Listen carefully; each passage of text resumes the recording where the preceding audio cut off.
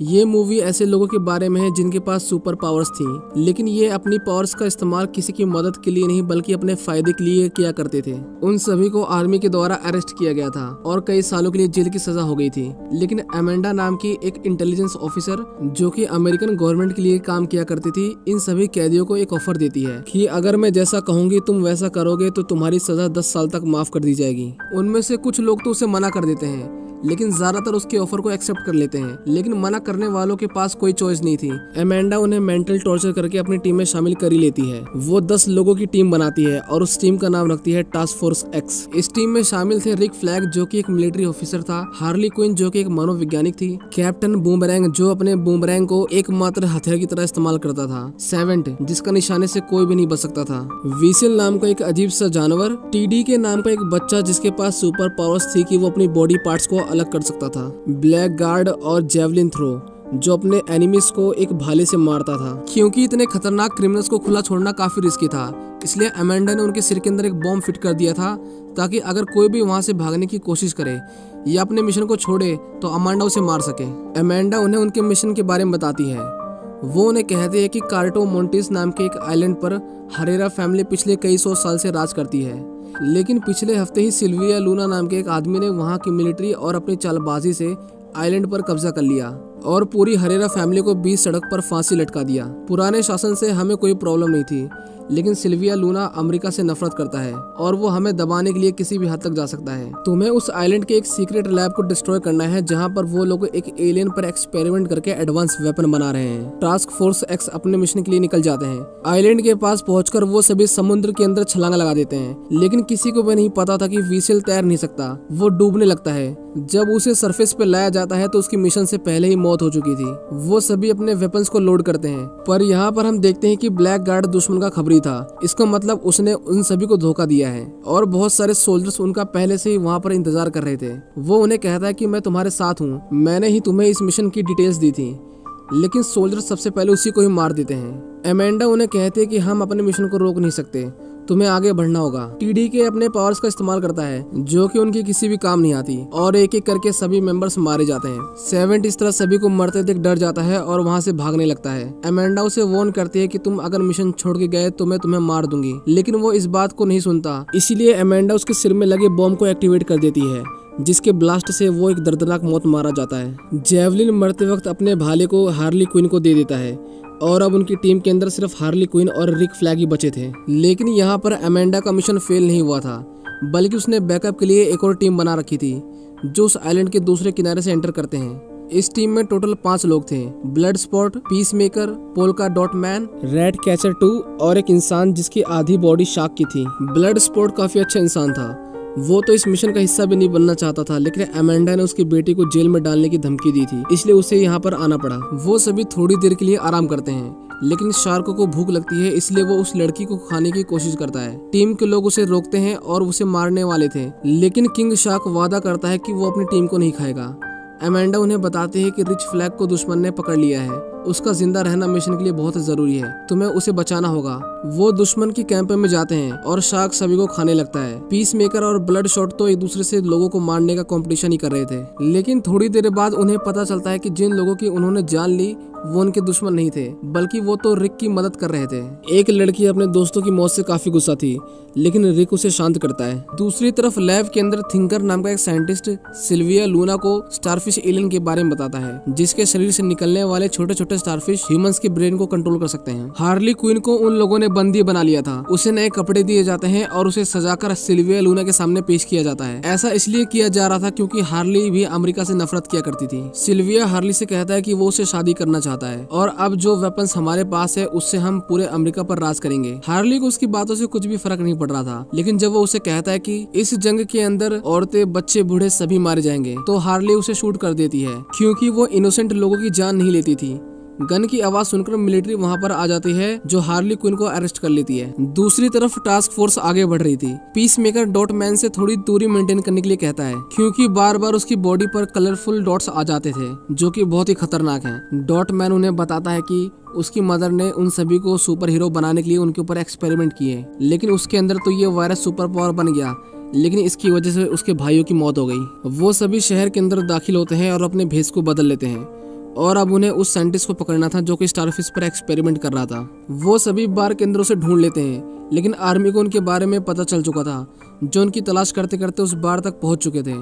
Rat catcher scientist को पीछे के रास्ते से निकाल लेती है, लेकिन पीस मेकर, रिक और ब्लड स्पॉट पकड़े जाते हैं। उन तीनों को जनरल के पास लेके जाया जा रहा था, जहां पर उन्हें पता चलता है कि हार्ली क्विन अभी तक जिंदा है। वो सभी उन्हें मारकर वहां से एस्केप कर जाते हैं और अब उनका सबसे पहला मिशन था हार्ली क्विन को बचाना। हम देखते हैं कि प्रेसिडेंट हार्ली को टॉर्चर कर रहा था, लेकिन वो उन्हें कुछ भी नहीं बताती। उनकी टीम हार्ली को बचाने के लिए पैलेस तक पहुंच चुकी थी, लेकिन प्रेसिडेंट के जाने के बाद हार्ली गार्ड को मारकर लॉक को खोल लेती है और सभी को मारते हुए वहां से बाहर निकल आती है। लेकिन टास्क फोर्स को नहीं पता था कि वो बाहर आ चुकी है। जब हार्ली उन्हें देखती है तो वो बहुत ज्यादा खुश होती है, क्योंकि उसे उम्मीद नहीं थी कि कोई उसे बचाने के लिए आएगा। अब उनका आखिरी मिशन रह गया था, जो था उस लैब को डिस्ट्रॉय करना। साइंटिस्ट गन पॉइंट पर उन्हें अंदर जाने में मदद करता है। उनकी पूरी टीम अंदर जाकर डिवाइड हो जाती है। ब्लड स्पॉट, पीस मेकर और शार्क बिल्डिंग में बॉम्ब लगाते हैं और बाकी बचे हुए लोग प्रोजेक्ट स्टारफिश को डिस्ट्रॉय करने के लिए जाते हैं। साइंटिस्ट उन्हें लैब के अंदर लाता है, जहां पर हम देखते हैं कि स्टारफिश लोगों के चेहरे पर चिपके हुए हैं और ह्यूमंस की बॉडी पार्ट्स को काटकर उन पर एक्सपेरिमेंट किए जा रहे थे। वो साइंटिस्ट उन्हें बताता है कि ये एक्सपेरिमेंट पिछले 30 सालों से किया जा रहा है। ये एलियन सबसे पहले अमेरिका में मिला था, लेकिन वो लोग अपने देश के अंदर ये एक्सपेरिमेंट नहीं करना चाहते थे, इसीलिए उन्होंने इस आइलैंड पर उस एलियन को भेज दिया और सीक्रेटली उसे फंडिंग देते रहे। इसका मतलब ये था कि इन सभी एक्सपेरिमेंट में अमेरिका भी इन्वॉल्व था और अमेंडा इस सच को बाहर आने देना नहीं चाहती थी, इसलिए उसने ये पूरा मिशन तैयार किया।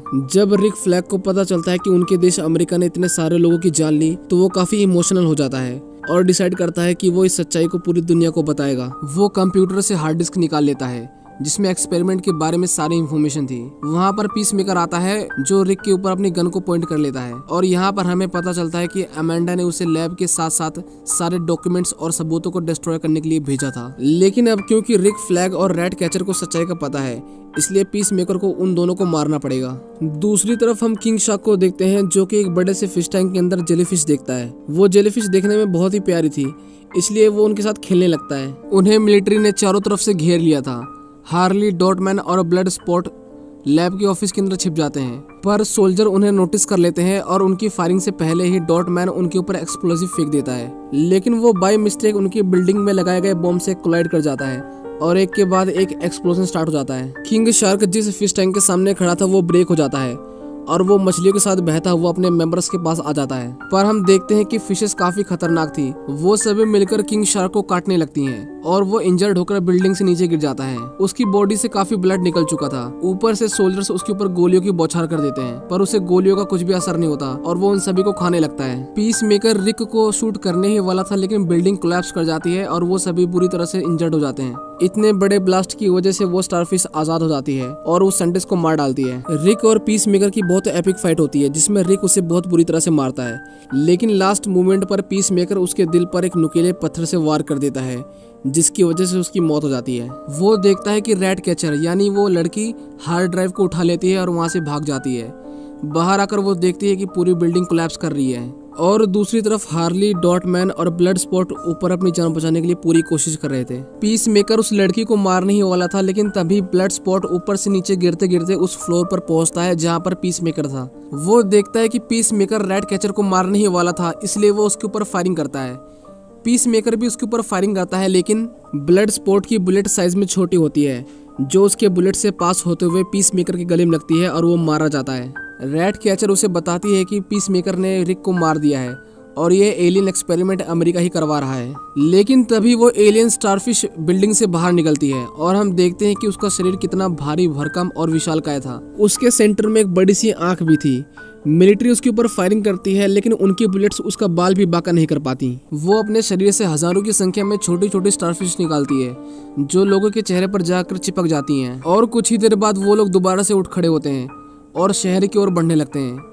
अमेंडा देखती है कि उन्होंने स्टारफिश को आजाद कर दिया है, लेकिन उसका मिशन पूरा हो चुका था, जो कि इस एक्सपेरिमेंट से अपने सबूतों को मिटाना था। वो उन्हें ऑर्डर देती है कि तुम लोग वापस आ जाओ। हमारे दुश्मनों का जितना ज्यादा नुकसान होगा उतना उन्हें दबाना आसान होगा। स्टारफिश शहर के लोगों को मार रही थी।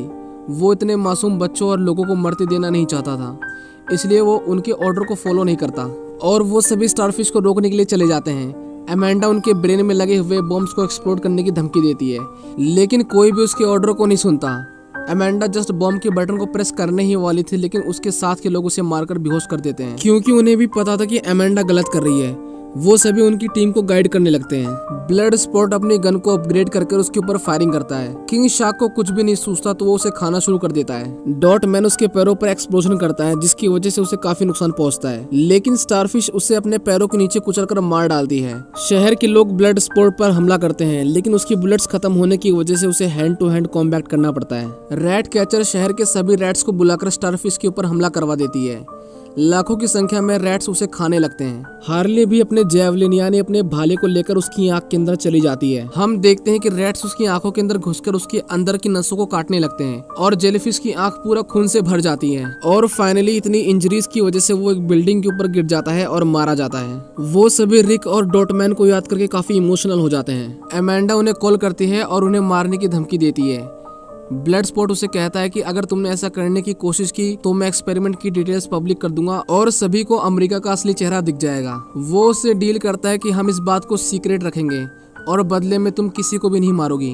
अमेंडा उनकी डील को एक्सेप्ट कर लेती है और उन्हें आजाद कर देती है। इस मूवी के लास्ट में हम देखते हैं कि वीवर, जो स्टार्टिंग में पानी के अंदर डूब के मर गया था, वो अभी तक जिंदा है और पीस मेकर इतनी गहरी इंजरी के बाद भी जिंदा है और फिलहाल अमेंडा की देख रेख में है। इसी के साथ ये मूवी यहीं पर खत्म हो जाती है।